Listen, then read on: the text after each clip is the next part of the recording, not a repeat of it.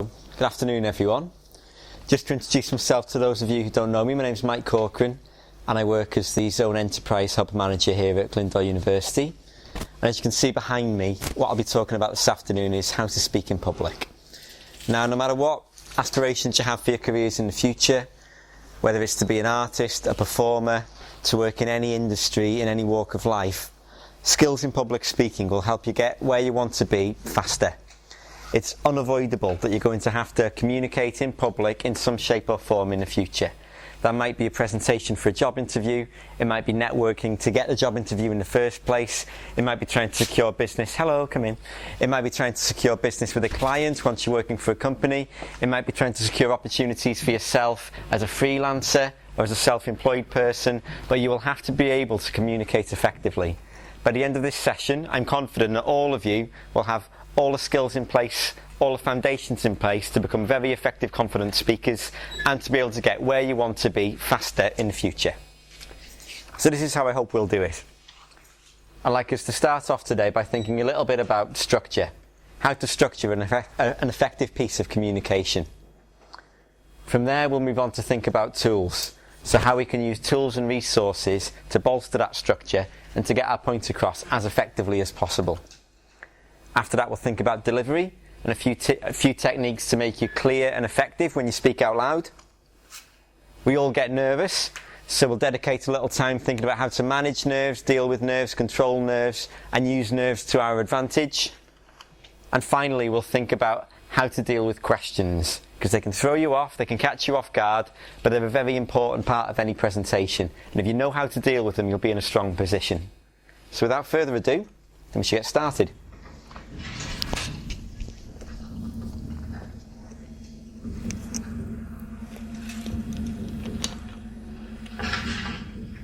I'll be back.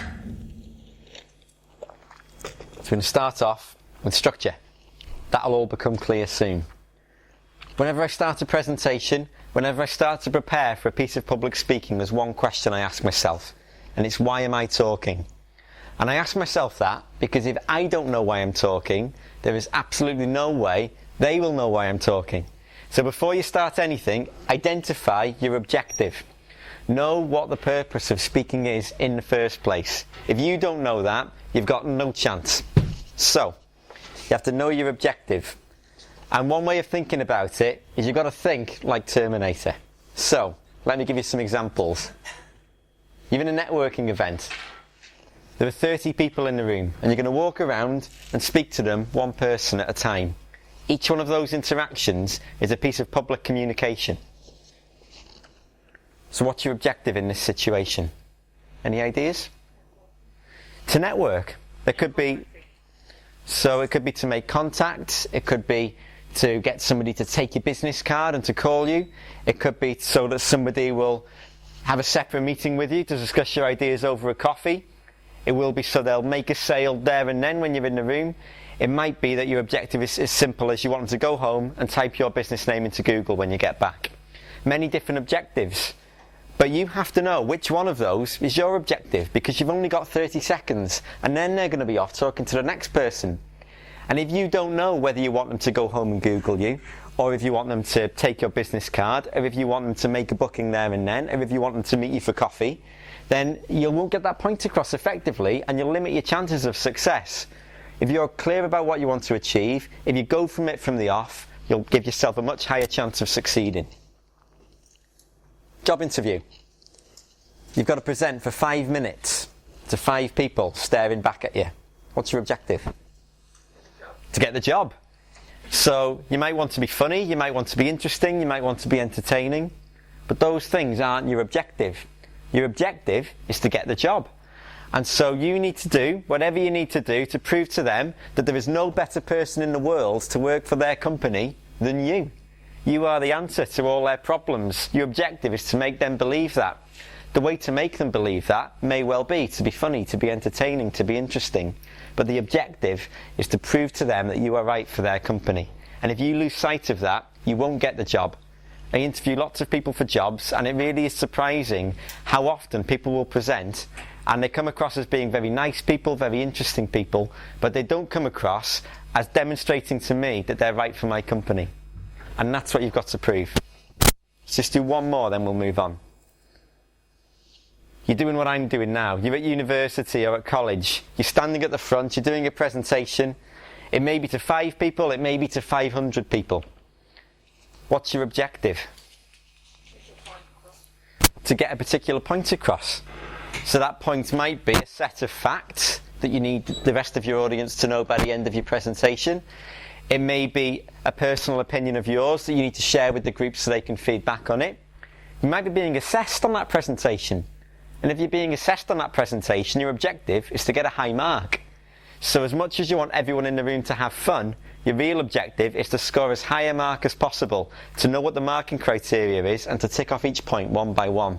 And if you're focused on that, you'll get the high mark, because in getting that high mark you may need to be interesting, entertaining, dynamic, use tools, use resources, but they're not your objectives. Your objective is to get that high mark, to engage your audience effectively, to hit that marking criteria. So know your objective, that's my point there. And tell your audience what's coming. This helps. You've all got your Creative Futures programs this week. You know that this talk starts at 3 o'clock, ends at 4 o'clock. You know it's about how to speak in public. You know who I am. You know that I'll be talking about structure and tools and delivery and nerves and questions. And you know a little bit about why that should benefit you no matter what your career aspersions in the future. Now, if I just started talking, not introduced myself, not told you why I was talking, if you hadn't had those programs that told you this ended at 4 o'clock, you might be thinking, it's been a long day. When's this going to finish? How long is it going to go on for? What's the point in all the stuff he's going on about? And I may lose you. But hopefully, because you know what's coming, I've managed the expectations, you know what to expect, you know why you're here, you know what we're going to be talking about, and it should help you to stay focused as I go through, and hopefully make the most of the information I'll be sharing. So make it easy for your audience. Tell them what to expect, and they've got more chance of sticking with you. And stick to what you know.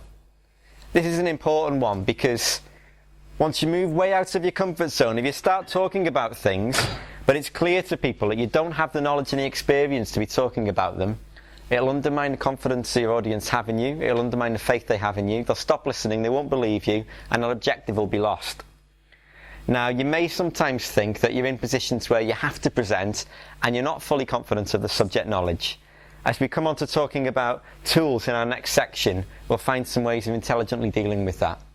But don't try and pretend to know things that you don't, because 9 times out of 10 you'll come unstuck. So stick to what you know. And find a narrative. There's a lot to be said for having a good narrative, a good story, tying your presentation together, tying your piece of communication together, whether it's 1 minute long or 1 hour long. Stories make it easier for your audience to keep up with what's going along, and it makes it easier for you to keep up with what's going along. Anyone who remembers the generation game will know that when you think about how the generation game used to work, hello, come in. You'd see the items bouncing along the line, and you'd have to remember the kitten and the cuddly toy and the CD player and the football. And it can be quite hard to remember lots of distant objects with no direct connections between them.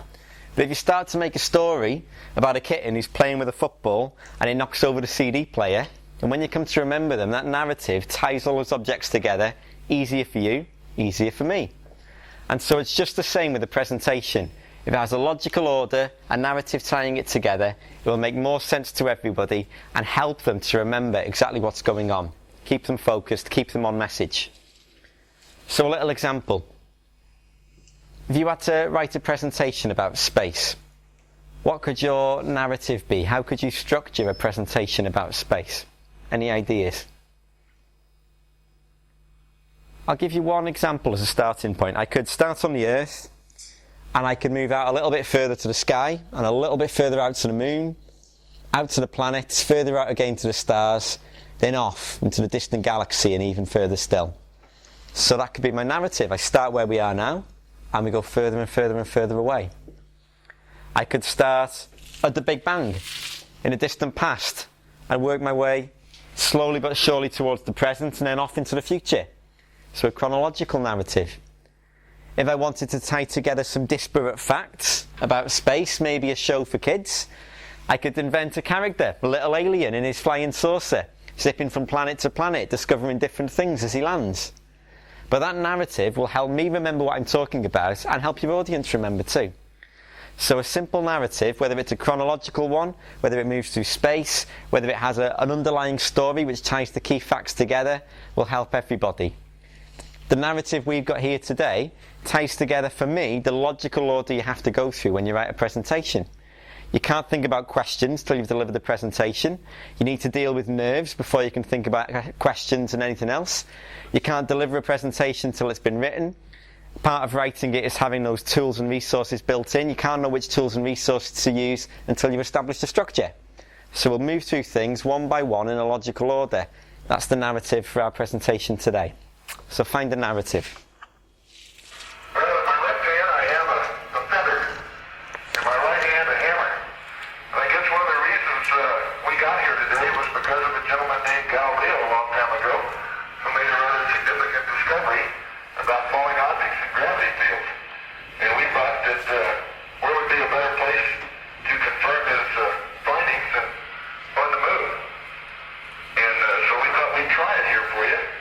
And the feather happens to be appropriately a falcon feather for our falcon.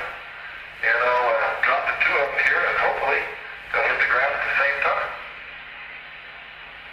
How about that? Mr. Galileo was correct in his findings.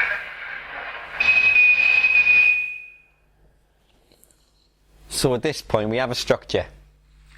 We know why we're talking, we know what the message is we want to get across, and we found a way of building up our argument step by step until ultimately we have that crescendo where our objective is met. Once we've established that structure, the next thing we can think about are tools.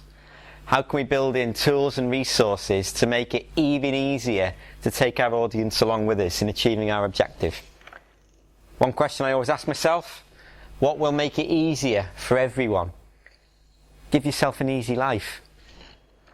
Use tools if it'll make things easier for you. And use tools if it'll make things easier for your audience.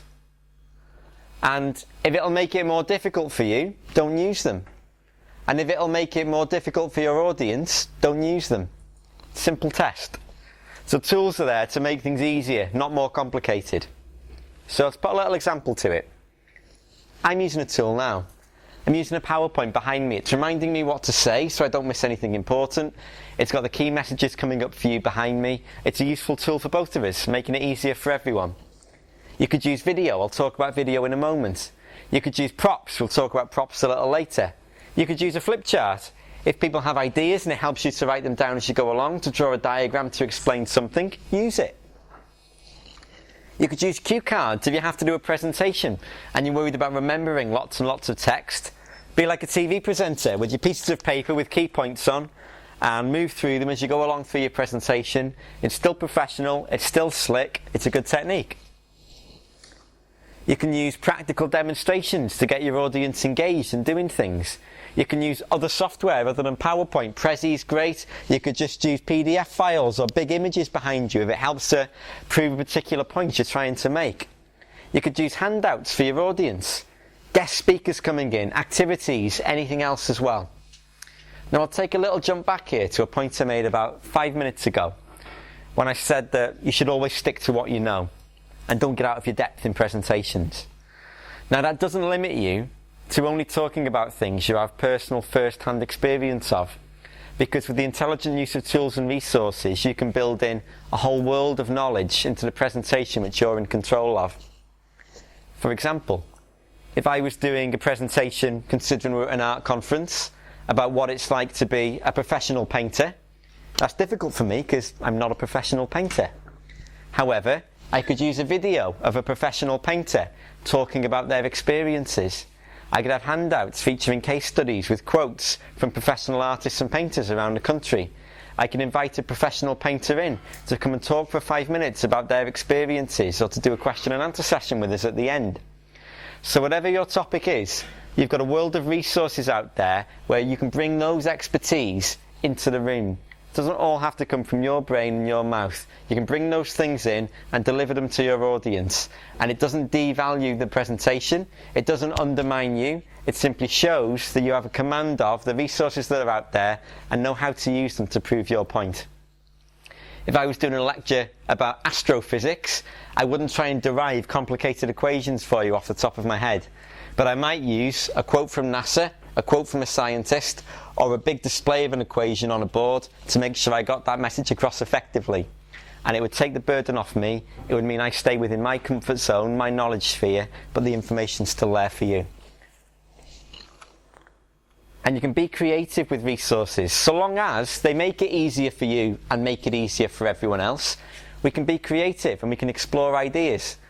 You don't have to stick to PowerPoint and flip chart and chalk on a blackboard and things that have been done for years and years. You can do anything you want, so long as it makes it easier for you and easier for your audience. And as you're doing all of this, don't forget why you're using them. It can be very tempting when you start to put together presentations to really get into it, to get excited, and to start building up fireworks and acrobats and all sorts of things to make it as interesting as possible.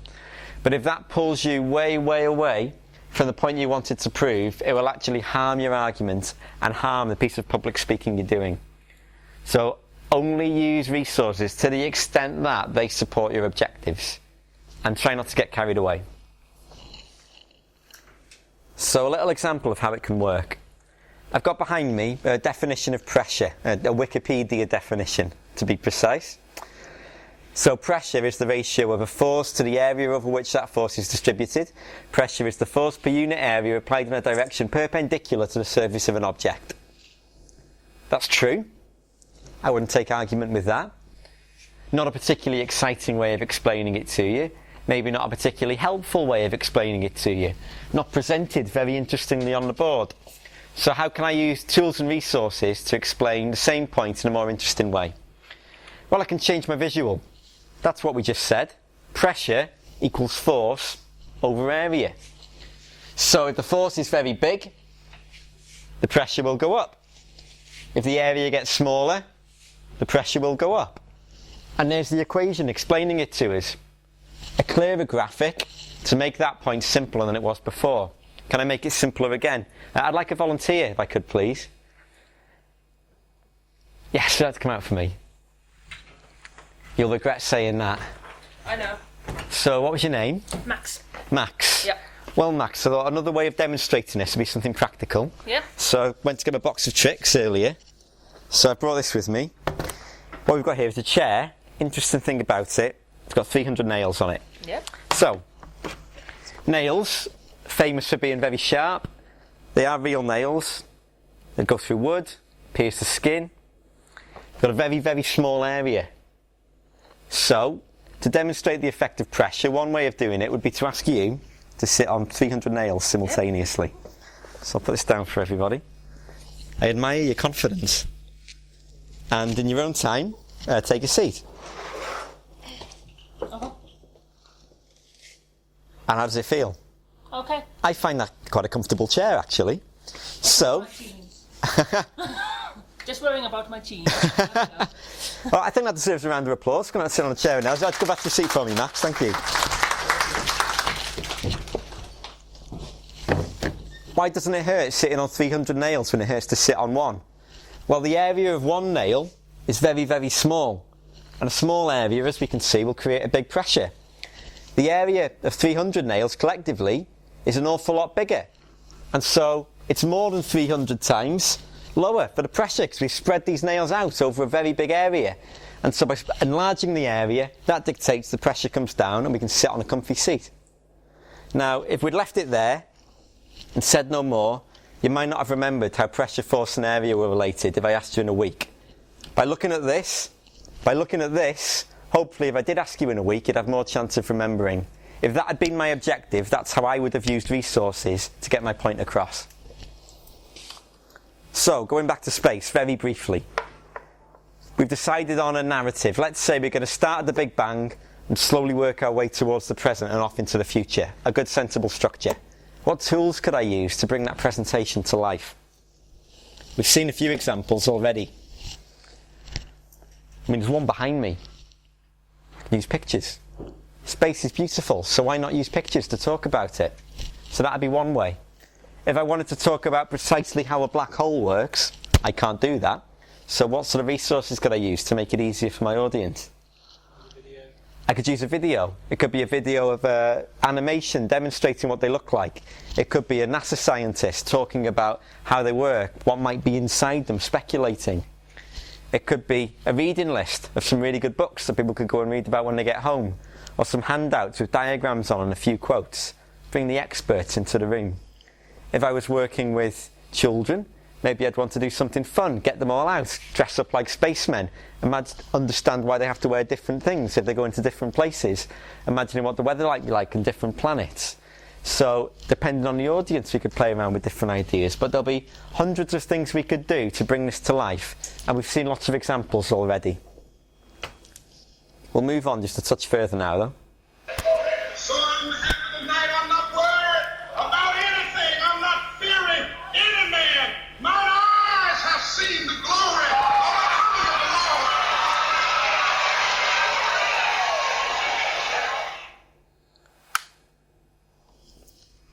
So we know our objective. We've come up with a story and a structure to build our audience up to understanding our point. And we've filled our presentation, no matter how long it is, with all the appropriate resources, tools, demonstrations and activities to make it as simple as possible for people to follow us every step of the way. What we've got to do now, though, is stand up at the front and deliver it effectively. And if we make a mess of that, it will undermine all our hard work and all our preparation. So before I deliver anything, a question I ask myself is, do I care what I'm saying? And I ask myself that because if I don't care, there is no way they are going to care. So if I'm not interested in how to speak in public, why should you be interested in how to speak in public? So you've got to lead by example. And there's only two options. If you're a brilliant actor, you can pretend to care, great. I'm not a brilliant actor, so I can't fall back on that. Personal belief of mine is that there's no subject in the world that isn't interesting. If you look at something, you'll find an angle on it that works for you and becomes interesting and exciting to you. So whatever you're presenting about, whatever you're talking about, find the angle which you can get excited about, and your passion will come across naturally and your audience will feed off that. There's good reasons for doing it. If you care about what you're saying, they will remember what you're talking about. People can remember where they were when Princess Diana died, when JFK was shot. And it's because it had a big emotional impact on them. There's a correlation between our experience of something emotionally and how strong a memory it leaves on us, how strong a memory trace. So if you give across your information dispassionately, uninterestingly and without caring, it's literally harder for people to remember than it is if you can communicate that information in a way which gets them emotionally charged and hyped up and responding to it. So if you can be interesting and engaging and impassioned, they will feed off that, they'll have a stronger emotional response, and that strong emotional response will make them more likely to remember you. Now if that's a job interview, or bumping into somebody at a networking event, and they have 100 people saying, oh, here's my business card, please give me a call. And you saying, I love your work, it reminds me of this and that, I love everything I do, it all feeds off it, we have to get together, here's my card. Great, it's an emotional connection, a stronger memory, more chance they'll remember you and call you back the next day. So make sure you care, because it will help them remember you. And then there are some practical things we can do as well, to make sure we have the technique to make it easy for people as we deliver. And one of them is talking at the right speed. And I'm as guilty of this as everybody else. But if you're not used to speaking in public, and if you don't enjoy it in particular, there can be a danger of standing at the front, and you want it to be over quickly, so you look at your notes, you go faster and faster and faster until it's all over, then you put your notes down, sit back down in your seat. And it's fine, because it's all over in 5 seconds, and you can relax again. But no one could understand you. And nobody can understand you, so they couldn't follow your argument, and so they couldn't hear your point, and so you've wasted your time. And not only that, but the faster you go, your heart starts doing this and bouncing out of your chest. And it gets you on edge, and it creates even more of those nerves that we'll be talking about later. If you can control the pace of your voice, if you can speak at a good speed, then it'll make it easier for everybody to understand you, and easier for you to stay in control. So we'll do a little exercise now. 5 points, if anyone can recognise the quote. But I've got a well-known quote behind me on the screen. Now what I'd like you all to do, just for a couple of minutes, if you're sitting next to somebody, or simply do this talking through in your own head, take out your phone or your watch and just time how long it takes yourself or each other to read this from start to end. Let's give you a couple of minutes to do that.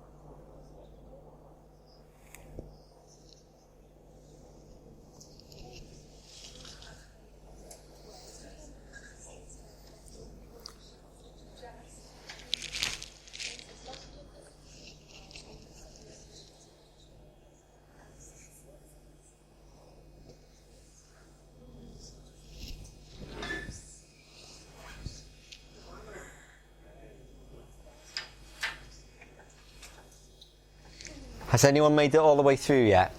Let's take a little straw poll. Can anyone just shout out for me how long it's taken them to read that? Yeah? 1 minute. 1 minute. Cool. 18 seconds. 17. 27. Feel like an auctioneer. Any advance on 27? 15. 8 seconds. 8 seconds. Like Buster Rhymes. Anyone else? Anyone faster than 8 seconds? 1 second.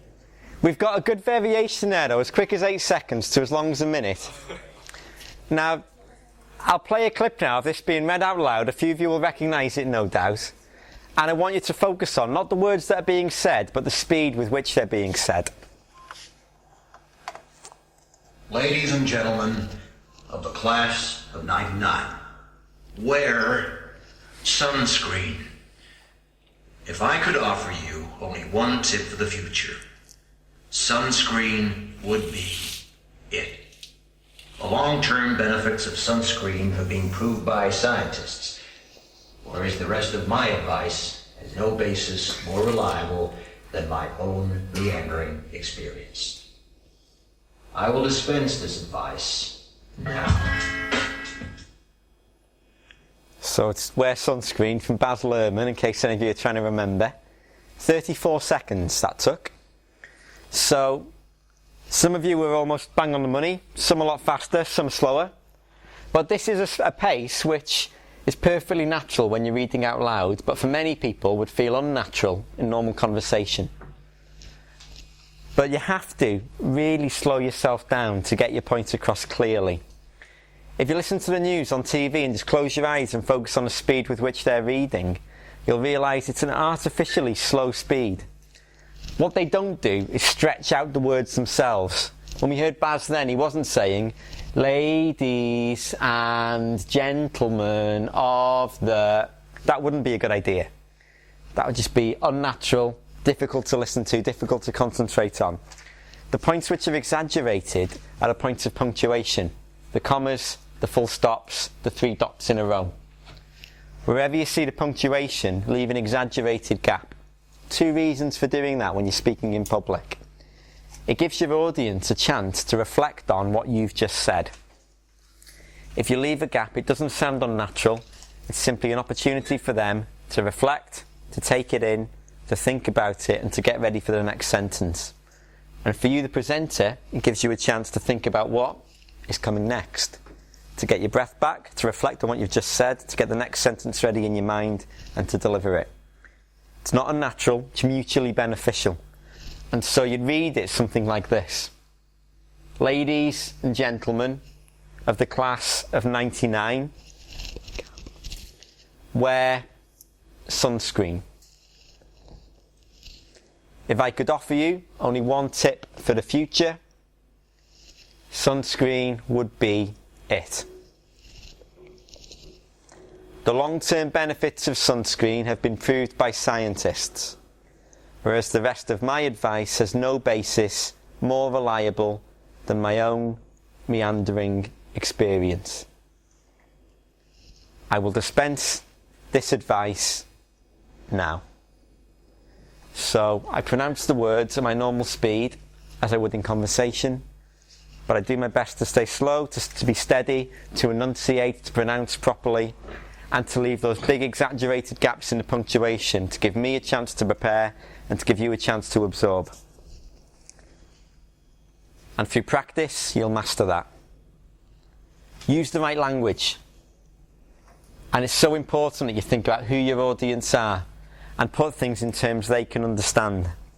So, just to put a little example to that, the majority of us in here are students of one course or another. So how would you explain your course in 30 seconds to a 5-year-old, one of your fellow students, or maybe a grandparent? Then we'll do this together. Can anyone just shout out for me the course they study? Illustration. So we'll take illustration as an example. Now, if you're going to explain illustration to a 5-year-old, how might you do it? Lots of drawing. Drawing. So we draw pictures. And what we're doing there is making sure that we explain things using words which are in the 5-year-old's vocabulary and reference points which we have in common with them. They know the word drawing, they know the word pictures, and they've drawn pictures themselves. And so we use their language, we use their vocabulary, and we use their reference points. And it helps them understand what we do. A fellow student, or say let's imagine we're having an interview for a place at the illustration course at the university. We probably wouldn't say, I like drawing pictures, that's why I want to study here. So how would we explain it to a fellow student? You want to work with drawing pictures. So we'd unpack it a little more. And how would we explain it? Say if we had an engineering student here, so what do you do in illustration? Draw a lot. So it's drawing. We're working for professional clients. We might be using sometimes digital illustration, using different packages, sometimes using pen and ink. There are different techniques we look at, different ways of researching that we look at, and there are these different career paths for us at the end. We'd use different reference points, we'd use different vocabulary, and we'd talk at a level which our audience are anticipating us to talk at. What about a grandparent? It's an interesting one, because I think some people would say, oh, it's like 5-year-old, but it's not at all. A grandparent may not share our reference points, and they may not share our vocabulary, but that doesn't mean they have a limited vocabulary and limited reference points. They have a different vocabulary and different reference points. So we need to talk about things which they understand. If your grandparents are avid readers, you could talk about the analogies between what you do and illustrations in some of the books that they may enjoy. If there are particular products around the home which have illustrations on the packaging or similar, or programs to which they watch which have illustrated elements to them, there are some common reference points. They may have a very long, elaborate vocabulary but lack the technical knowledge and the technical vocabulary that you'd talk about with a fellow student. So it's all about thinking about the reference points of your audience and the vocabulary of your audience and making sure that you put things in terms they can understand. And it's not just for talking about your course with 5-year-olds, other students and grandparents. If you're going for a job interview, you need to demonstrate you have the technical knowledge and vocabulary that your employer wants you to have. If you're trying to sell your product to someone, that other person probably doesn't do for a living what you do for a living. Otherwise they wouldn't need your services in the first place. So if you're in marketing, if you're in illustration, if you're in music technology, the chances are your customers won't be in marketing, illustration or music technology. And so you need to explain the value of what you do in language they understand, which quite often isn't the language you use day to day. So really reflect on your vocabulary, reflect on your audience, and make sure you use the words and reference points which they have. And don't forget that not everyone will have the language and reference points that you have.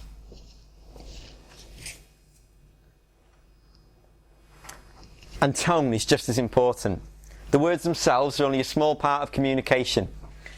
Once you know what you're communicating, once you've got the speed correct, once you have the language correct, you need to make sure the tone's correct as well.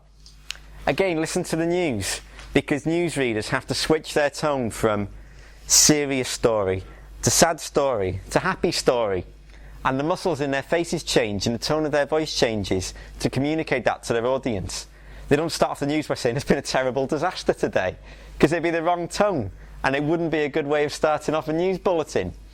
But it wouldn't be good to end the news by saying, and in other news, this family won the lottery and they've given it all to charity. because that's a happy story and you need a happy tone to communicate that. Now think about why you're communicating and think about the tone which will help you get your message across. What's your objective?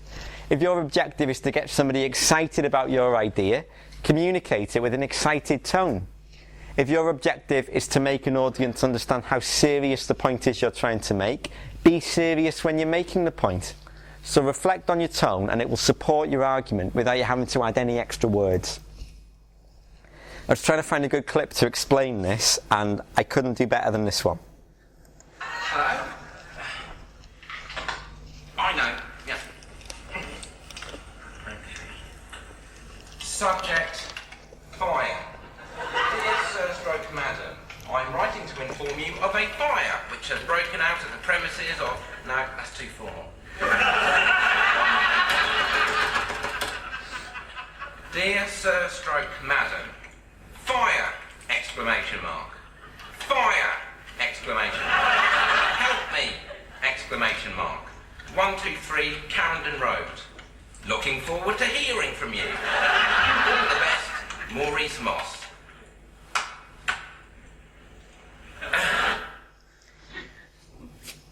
So get the tone right. And don't forget that you're not just a disembodied voice. You've got arms and legs and a face as well, so you use them when you communicate. Body language is a big part of communication. It can be very tempting, especially when you're not used to presenting, to present like this, as if your hands and feet are made of lead and you just can't move no matter how hard you try, and that way you're really limiting your potential. You can speak with your hands, you can speak with your feet, you can speak with your face, and you can make sure that they're all coordinated to support your points. So don't feel you've got to rein yourself in, let loose. Nervous? Yes. First time? No, I've been nervous lots of times. Nerves. Now, everyone gets nervous, so what I try and do is reduce my nerves, manage my nerves, and use my nerves to my advantage. And once you can master that, you're well on the way to being a good communicator. Question I always ask myself: how can I stay in control? Because, in my opinion, nerves arise when you start to lose control of a situation. If what happens when I'm here is out of my control, I've got some reason to be nervous. If what happens when I stand here is completely and utterly within my control, I've got no reason to be nervous. So how can you stay in control? If you're in control, the nerves will go. Be prepared. Unfortunately, there's no easy supplement to replace good preparation. So, come up with a good structure. Identify your objective. Build in the tools. Build in the resources. Practice. All that preparation will mean you have nothing to be worried about when you begin. I didn't walk in here at 5 to 3 and think, right, speaking in public, I wonder what I should tell them. I thought about it weeks ago. I prepared, I made notes, I made a PowerPoint. I didn't have to worry about it, I had control. And on a similar point, well, I'll just tell you this first. I like a good quote, and this is from The Art of War, which had a big impact on me when I read it about 10 years ago. So victorious warriors win first and then go to war, while defeated warriors go to war first and then seek to win. Know your enemy, know yourself, and victory is never in doubt. Now, Sun Tzu wasn't writing about how to do good university presentations, but it's directly applicable. If you have everything ready before you even step in front of the crowd, you'll succeed. If you step in front of the crowd and then think about what you need to do, you give yourself every chance to fail. If you know what you need to know, if you know what your audience are expecting and who they are and where they're going to be, you won't fail. So it's all down to good preparation. It's a good read as well, if anyone's looking for a good book. And practice. There's no replacement for practice. The way to deliver a good presentation is to learn the lessons from doing 100 bad presentations.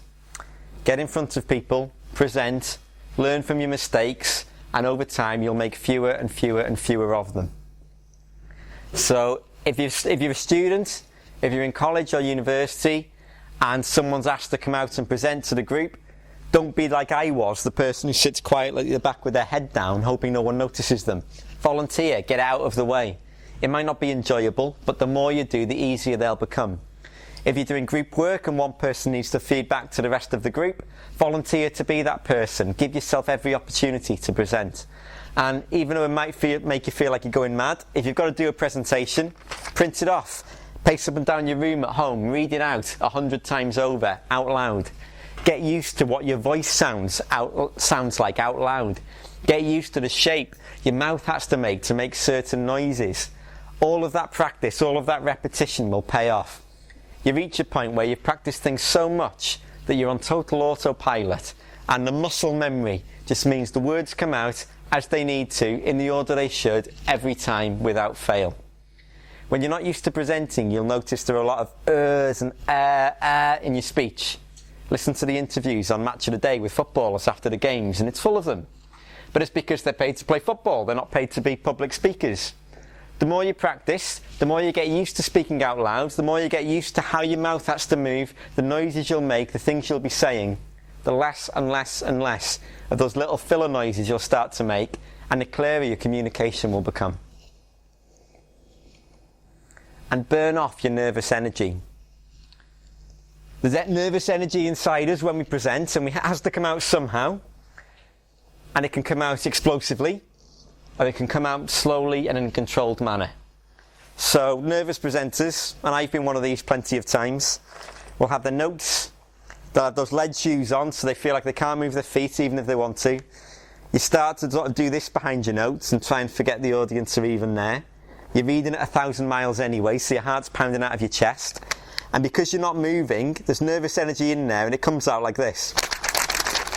And because it's doing this, you can't read your notes anyway because they're shaking around so much, which makes you even more nervous, so you go even faster. And everyone can hear that paper rustling around, so they know you're nervous, which is like an infinity loop, and you get redder and redder in the face. So by freezing yourself to the spot and by trying to stay as still as possible, that nervous energy comes out explosively. I burn off a lot of nervous energy when I present, but you've probably noticed I have a habit of doing this with my arms and walking up and down as I'm talking to you. All that energy is still coming out, but it's coming out when I want it to, at the speed I want it to. So the nervous energy burns off slowly, I let it go calmly, and it keeps me in control. Because I'm speaking slowly, because I'm moving slowly, because I'm burning the energy off slowly, my heart beats more slowly, which means I have more time. I have more time to gather my thoughts, to think about what's coming next, and to deliver effectively. So burn off that energy in a slow fashion, in a controlled fashion, and when you want to, not when it wants to. And be natural. Everything I've talked about so far are general points that will help anyone in general. But rules, of course, are there to be broken. Some presenters genuinely like to talk at 1,000 miles an hour and can play it to their advantage. Some people are great communicators but really do stay rooted to the spot. Some people are great speakers and will speak without any resources in their presentation. Whereas other people will have bumper shows where they don't even say a word and it's all purely visual. There's no one way of doing things. There are general rules we can follow to give us every chance of success, but ultimately find what will work for you. Because if you're in an unnatural situation, way out of your comfort zone, trying to use skills that you simply don't have, you're going to lose control and those nerves are going to creep back in. So build a presentation around your own strengths.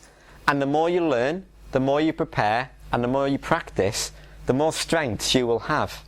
And the more strengths you have, the more types of presentation you'll be able to do. So your repertoire of strengths will grow all the time. Your repertoire of what feels natural to you will grow all the time. But stick with what feels natural and it'll help those nerves stay under control. The answer to the great question of life, the universe, and everything is 42. Questions? So, We identified our objective. We came up with a structure that led our audience every step of the way to meeting it. We put in tools and resources to make it easier for them to understand. We delivered it with great skill and clarity, our language and our tone and our body language all supporting our argument. And we dealt with our nerves and we kept them under control. We got to the end of our presentation, somebody asked us a question, we screwed up the answer and we'd wasted our time. So questions are so important. Think about the job interview. You've just delivered the presentation, you sit back down, you think, so glad I did that. They lean over. So, tell me this. I don't know. Next. So you have to know how to deal with questions. And they have a lot in common with the rest of your presentation, but some subtle differences as well. Harder to prepare for, because we don't know exactly what's going to be asked. We can have a good idea. If you ask me any questions at the end, they're probably going to be about speaking in public. They might be on the themes of structure and delivery and nerves and questions. So I could have some educated guesses, but we can't know exactly what they're going to be. But a question I always ask myself to prepare: what does the person asking the question want? Put yourself in their shoes. And once you've put yourself in their shoes, give them exactly what they're after. That's all there is to it, fundamentally. Think about what the person asking the question wants, put yourself in their shoes, and give them what they're after. Now here's a few suggestions of mine. I think they want you to listen to the question when they ask it. So make sure you listen. And we're all polite people. You may think, well, I will listen, I'm a polite person. But when you're doing a presentation, when you're really concentrating, sometimes it can be easy for your attention to slip. You're concentrating on what you need to say, and you don't quite take in what they've said to you. So when someone asks you a question, focus on it and listen to it. That's mainly what people want. They want to be listened to. Of course. And if you don't quite hear what they say, don't be shy. Ask them to repeat it. Make sure you've understood. And once you've listened, give them a simple, clear answer to their question. People don't want long, rambling, waffly answers that go off on 1,000 tangents.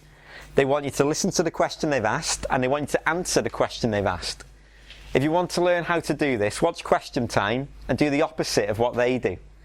They don't listen to the questions, and they answer the question they were going to answer all along anyway. Don't do that. Listen to what you're asked and answer what you're asked, simply and clearly. And you can employ those skills you've used in your main presentation. Your answer can have a little mini structure. It can use a few little resources. You can do it with some delivery, clever use of language and tone. So if someone asks you a complicated question, you can say that question has 3 parts. Part 1 is this, part 2 is this, and for part 3, there's a good video on YouTube. I'll play it for you now. Little mini presentation. Don't be afraid of saying, I don't know. There's nothing more annoying than going to a presentation where someone puts their hand up, asks a question, and it's very, very obvious to everyone in the room that the person answering is having a guess, but they're pretending that they know. They just take a pluck out of thin air, tell you any answer that pops into their head, and they think if they say it confidently enough, no one will question them. And if you catch them out, you'll lose all faith you had in everything else they said, even if everything else they said was spot on. So don't feel like you've got to take a guess. I know there can be a lot of pressure when you're asked a question. You're in control, you're the presenter, you're expected to know things, so you feel that you have to give them an answer. No one expects you to know everything, and no one will judge you for not knowing something. And there are also many ways of saying I don't know. What I wouldn't do is go, I don't know. That's not quite what I mean by that. But you can say, I can answer parts 1 and 2 of your question, but for part 3, I'd refer you to this person. Give them an indirect answer.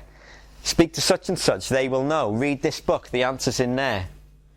So if you don't know the whole answer yourself, you can give part of an answer, or you can give a direction to the full answer. You can also indulge people, because you're both passionate about the same subject.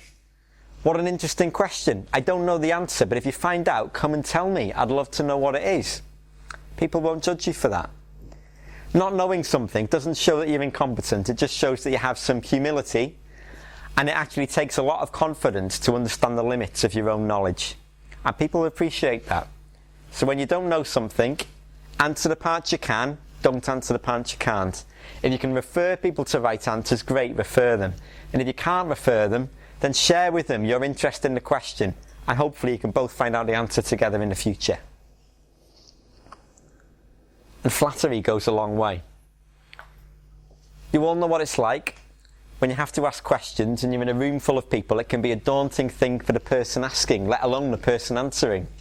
Putting your hand up and asking a question in front of people is tough. Quite often when I was a student, I'd really want to know the answer to something, but I was too shy, and I'd rather sit there and never know the answer than put my hand up and ask in case everyone else thought I was stupid. So it's difficult to ask questions in front of people. So if someone asks you a question, don't say, what a stupid question. And don't say, well, if you'd been listening 10 minutes ago, I just answered that. Say, good question. Thank you for asking. That'll go a long way because it's difficult to ask questions. So reassure your audience that they've done the right thing. Sometimes that's all people will want. They'll just want that approval that they've asked a good question. They'll want that more than the answer. So don't be afraid of flattering your audience. Good question. Thank you for asking me. And then go on to give the best answer you can. But remember what it's like to ask questions when you're the person trying to answer them. It's difficult for everyone. So we're all in it together. So a few things, if you're going to remember anything from today that I would take away, would be these. Before you start any piece of communication, like I said before, whether it's 30 seconds long or an hour long, ask yourself why you're talking. If you don't know why you're talking, they definitely won't know why you're talking. Once you know why you're talking, think about what will make it easier for everyone. If you can do something that will make it easier, do it. If the things you're doing are making it more difficult, don't do them. Make everyone's lives easy. Do you care about what you're saying? If you care, they'll care. If you don't care, they definitely won't care. So make sure you care. There's nothing that isn't interesting. There's a way of being passionate about every subject in the world. Stay in control. Prepare, practice, control your nervous energy, use it to your advantage, and those nerves will dissipate. And whenever you're asked a question, reflect on what the person asking wants and give them what they want to the best of your ability. And that's all there is to it.